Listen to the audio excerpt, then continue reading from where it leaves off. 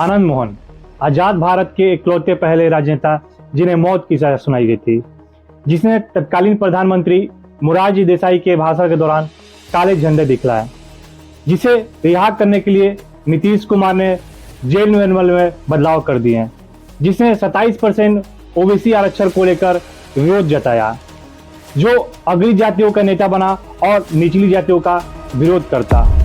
और देखिए बड़ी खबर, आनंद मोहन की जेल से रिहाई आखिरकार हो गई है। Big breaking news which is coming in. Anand Mohan. And Anand Mohan, the ex-MP, gangster turned politician, served. पता नहीं है, उनकी पत्नी से पूछ लीजिएगा कि हम क्या कोशिश कर रहे हैं, क्या कुछ जानते ही नहीं हो। 31 दिसंबर 1991 को मैं मैगजीन का कवर छपता है, जिसमें एक शख्स अपने बंदूकधारी लोगों के साथ कुर्सी पर बैठा है और मैगजीन के कवर पर लिखा है, यह बिहार है। और ये कोई नहीं बल्कि आनंद मोहन है, जो पिछले 15 सालों से बिहार के जेल में बंद थे और अब उन्हें नीतीश कुमार की सरकार में रिहा कर दिया गया। आखिर कौन है ये आनंद मोहन, जिसे रिहा करने के लिए नीतीश कुमार ने जेल मैनुअल में बदलाव करवा दिए? कहा जाता है कि आनंद मोहन आजाद भारत के इकलौते पहले राजनेता है जिन्हें मौत की सजा सुनाई गई थी। तत्कालीन डीएम जी कृष्णा के हत्या के मामले में जेल जाते हैं, पहले फांसी की सजा होती है, फिर आजीवन कारावास और अब उन्हें रिहा कर दिया गया है। ये यही नीतीश कुमार हैं जिन्होंने साल 2012 में नियम बनवाया था 484 आई, जिसमें कुछ खास किस्म के आरोपी जो हत्यारे हैं उन्हें रियायत नहीं दिया जाएगा, जिसमें अब पब्लिक सर्वेंट ऑन ड्यूटी वाला क्लॉज भी शामिल था। लेकिन अब नीतीश कुमार की सरकार ने ऑन ड्यूटी वाले क्लॉज को हटा दिया है, क्योंकि आनंद कुमार इसी के तहत दोषी थे। अब बात आती है कि आनंद मोहन नीतीश कुमार के लिए क्यों है जरूरी। आनंद मोहन से नीतीश कुमार का संबंध क्या है, जिसे सत्ता प्रशासन बचा रहा है? यहां तक कि आईएएस एसोसिएशन खत लिख रहा है कि इससे हमारा मोरल डाउन होगा। सरकार ने आनंद मोहन पूर्व सांसद बाहुबली जो दोषी करार दिए गए थे और आईएएस एसोसिएशन ने बिहार सरकार को चिट्ठी लिखी है और दुख प्रकट करते हुए कहा है कि पुनर्विचार करे बिहार सरकार इस फैसले पर। उसके बावजूद रिहा कर दिया गया, जिसके खिलाफ ना तेजस्वी बोल रहे हैं ना बीजेपी बोल रही है। तो ये सारी कहानी को समझने के लिए हमें थोड़ा पीछे जाना पड़ेगा। आनंद मोहन का जन्म 1956 में बिहार के सहरसा जिले के नवगछिया गांव में एक राजपूत परिवार में हुआ था। आनंद मोहन के दादा राम बहादुर सिंह एक स्वतंत्रता सेनानी थे, इसलिए पूरे परिवार की इलाके में काफी इज्जत थी। कहा जाता है कि 1974 में आनंद मोहन सिंह ने लोकनायक जयप्रकाश नारायण के संपूर्ण क्रांति से पहली बार राजनीति में कदम रखा और राजनीति का ऐसा बुखार लगा कि अपना कॉलेज भी छोड़ दिया। देखिए, वही जेपी आंदोलन था जहां से नीतीश कुमार, लालू यादव, रामविलास पासवान और सुशील कुमार मोदी ये सब लोग आए थे, अपने अपने जाति को लेकर सियासत की, जिसमें आनंद मोहन ने भी अग्रिम जाति को लेकर की। यही नहीं, इमरजेंसी के टाइम पर आनंद मोहन को भारी कीमत भी चुकानी पड़ी थी, 2 सालों के लिए जेल भी काटनी पड़ी थी। फिर स्वतंत्रता सेनानी, प्रखर समाजवादी नेता परमेश्वर कुंवर आनंद मोहन के राजनीतिक गुरु बने। और देखिए, आनंद मोहन को समझते देर ना लगी कि अगर बिहार में राजनीति करनी है तो पहला जाति और दूसरा दबंगई के बल पर ही चलेगा। आनंद मोहन ने इसी बात का फायदा उठाते हुए राजपूत समुदाय के नेता बन गए। साल 1978 में तत्कालीन प्रधानमंत्री मोरारजी देसाई के भाषण के दौरान जिन्होंने काले झंडे दिखलाए। आज भले ही तेजस्वी यादव आनंद मोहन के फेवर में है, लेकिन ये वही आनंद मोहन है जिन्होंने साल 1978 से 1980 में यादव के खिलाफ खुलकर मोर्चा खोल दिया था, जिसके बाद वो लाइमलाइट में आ गए थे। उन्हें अग्रिम जाति का नेता बतलाया गया था और पहली बार उनका नाम गैर कानूनी गतिविधियों में पुलिस रिकॉर्ड में दर्ज हुआ। साल 1983 में पहली बार उन्हें एक मामले में 3 महीने के लिए सजा हुई। ये वही दौर था जब बिहार के सियासत में रामा सिंह, अनंत सिंह और पप्पू यादव जैसे लोग प्रवेश करते हैं। कहा जाता था कि उस टाइम पर जिस नेता पर सबसे ज्यादा केस होता था वह बड़ा नेता कहलाता था। देखिए, साल 1980 में आनंद मोहन ने समाजवादी क्रांतिकारी सेना का गठन किया और अग्रिम जाति जो होते हैं उनको लेकर अपना सियासत शुरू किया, जिसका मकसद था निचली जातियों का विरोध करना। उस वक्त आनंद मोहन अग्री जातियों के नेता बनते जा रहे थे।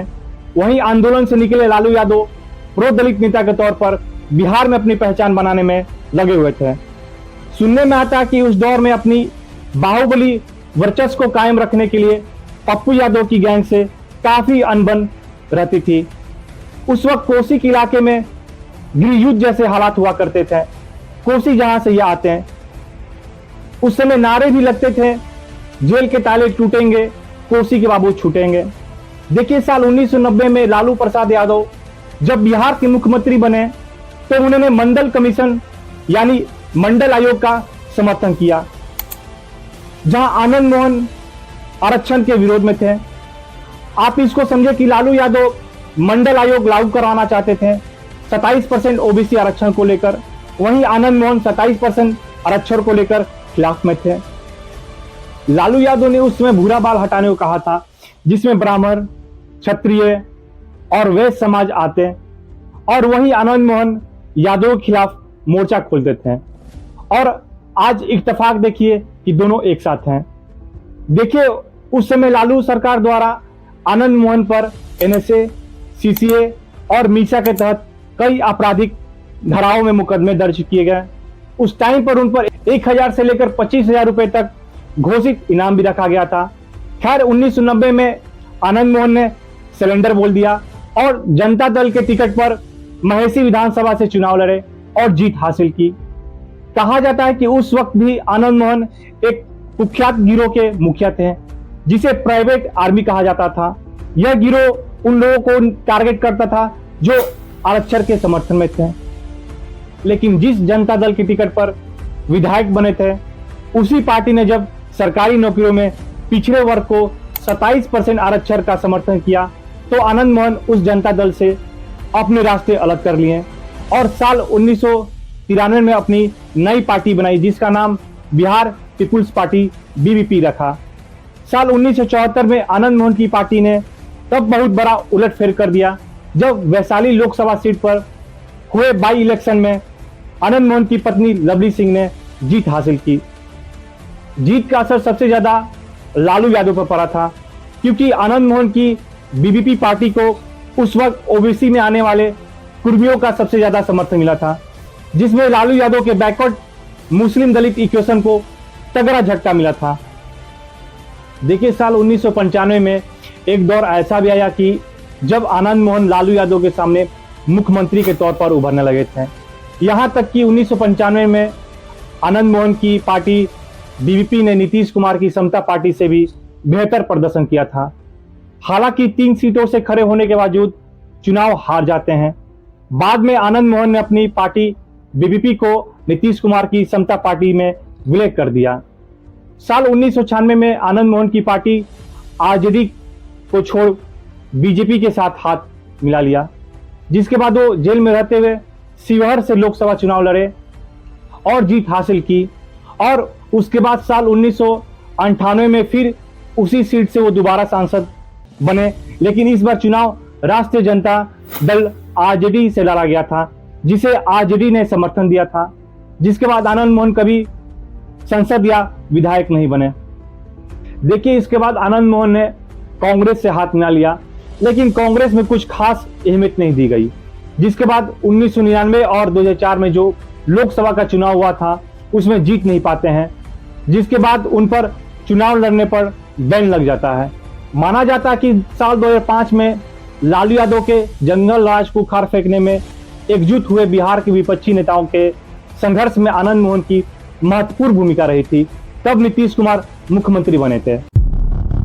देखिए, असल में 4 दिसंबर 1994 में आनंद मोहन के करीबी माने जाने वाले नेता कैशलेंद्र कुमार उर्फ छोटन शुक्ला की हत्या कर दी गई थी। अब हत्या के बाद उनके गुट के लोगों का गुस्सा चरम सीमा पर था, जिसके बाद छोटन शुक्ला की 100 यात्रा निकाली गई। उसी दौरान तभी एक लाल बत्ती वाली सरकारी गाड़ी गुजरती है 100 यात्रा के बीच में, और वो कोई नहीं बल्कि गोपालगंज के तत्कालीन डीएम जी कृष्णैया होते हैं। उन पर भीड़ टूट पड़ती है और उन्हें मारने लगती है और उन्हें गोली मार दी गई। आरोप लगा कि भीड़ को उकसाने वाला आनंद मोहन ही थे। ये आनंद मोहन और छोटन शुक्ला ये सब अगली जाति के नेता थे और यहीं से उनका बुरा वक्त शुरू हो गया। देखिए, जिस नीतीश कुमार को सीएम बनाने में अहम भूमिका निभाई थी, वही नीतीश कुमार 2005 में आनंद मोहन का मामला उठाते हैं जब वो पहली बार सीएम बनते हैं बीजेपी के साथ मिलकर, और सुनिश्चित करते हैं कि आनंद मोहन को कठोर से कठोर सजा मिले। फिर साल 2007 में निचली अदालत ने आनंद मोहन को मौत की सजा सुना दी। देखिए, ये पहली बार था जब भारत में किसी नेता को मौत की सजा सुनाई गई थी। हालांकि 2008 में पटना हाई कोर्ट ने उनके सजा को आजीवन कारावास में बदल दिया। फिर साल 2012 में सुप्रीम कोर्ट ने भी पटना हाई कोर्ट के फैसले को बरकरार रखा। जब से लेकर अब तक वो सजा काट रहे थे। हालांकि इनके पावर का अंदाजा आप इस तरह लगा सकते हैं कि जेल में रहते हुए बाहुबली आनंद मोहन ने अपनी पत्नी लवली सिंह को साल 2010 में कांग्रेस के टिकट पर विधानसभा चुनाव और 2014 में समाजवादी पार्टी के टिकट पर लोकसभा चुनाव लड़वाने में कामयाब रहे हैं। उस टाइम पर इनका किस्सा सुनने को मिला कि पेशी के दौरान अपने पावर के बल पर ये अपने घर पहुंच गए थे। यहाँ पर देखिए, ये वही नीतीश कुमार है जिन्होंने साल 2012 में नियम बनवाया ताकि कठोर से कठोर सजा मिले, और अब यही नीतीश कुमार हैं जिन्होंने आनंद मोहन की रिहाई के लिए 10 अप्रैल 2023 को वो 5 शब्दों वाला clause of public servant on duty हटा दिया। 27 अप्रैल को जल्दीबाजी में आनंद मोहन को समय से पहले ही रिहा कर दिया गया ताकि मीडिया सवाल ना पूछ पाए। जो दिन दहाड़े डीएम की हत्या का दोषी साबित हुआ, जिसके लिए चोर दरवाजे से नियम बदले गए, उस आनंद मोहन को मुंह अंधेरे छिपाकर रिहा भी कर दिया गया। शायद इसीलिए क्योंकि तुरंत मीडिया के सवालों से बचा जा सके। जी कृष्णया की पत्नी चीख चीख के बोल रही है कि हम कमजोर हैं, हम लाचार हैं। मेरे पति ऑन ड्यूटी अफसर थे, भारत सरकार के अफसर थे। आप एक अफसर के प्रति क्या मैसेज दे रहे हैं अधिकारियों को? वो देश के प्रधानमंत्री और राष्ट्रपति से गुहार लगा रही हैं कि हमारे साथ अन्याय हो रहा है, इंसाफ कीजिए। इनजस्टिस हुआ है हम लोगों को। पहले उसको तो हैंग टू डेथ हुआ था, फिर बाद में लाइफ इम्प्रिजनमेंट है, और उसको फिर उसका अमेंडमेंट करके, रूल का अमेंड करके उसको बाहर लाना और पॉलिटिक्स में उसको इन्वॉल्व करना, वो अच्छा डिसीजन तो नहीं है। हम लोग तो बहुत अच्छा नहीं लग रहा है, हम लोगों को तो गलत लग रहा है। आखिर अब सवाल आता है कि नीतीश कुमार के लिए आनंद मोहन क्यों है जरूरी? तो ये सब 2024 चुनाव को लेकर है। बिहार में राजपूतों की संख्या 8% है, जो 30 विधानसभा और 8 लोकसभा सीटों पर सीधे सीधे असर डालती है।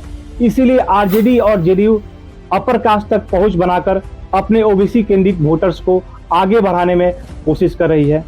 दोनों पार्टियां आनंद मोहन के जरिए अपर कास्ट तक पहुंचना चाहती है। इसी चलते कोई भी पार्टी बोल नहीं रही है, विरोध नहीं कर रही है, और बीजेपी भी इनके रिहाई को लेकर मांग करती रही थी कि इनको गलत तरीके से फंसाया जा रहा है। अगर पुराने चुनाव की बात करें तो बीजेपी ने 5 राजपूतों को टिकट दिया था और 5 के 5 जीत कर आए थे। आरजेडी और जेडीयू मानकर चल रही है कि अगर हमें बीजेपी को हराना है तो हमारे पास पिछड़ों का वोट है, ओबीसी वोट पर हम फोकस करेंगे, मुसलमानों का वोट हमें मिल ही रहा है, अपर कास्ट का जो वोट है हमें आनंद मोहन के जरिए मिल जाए।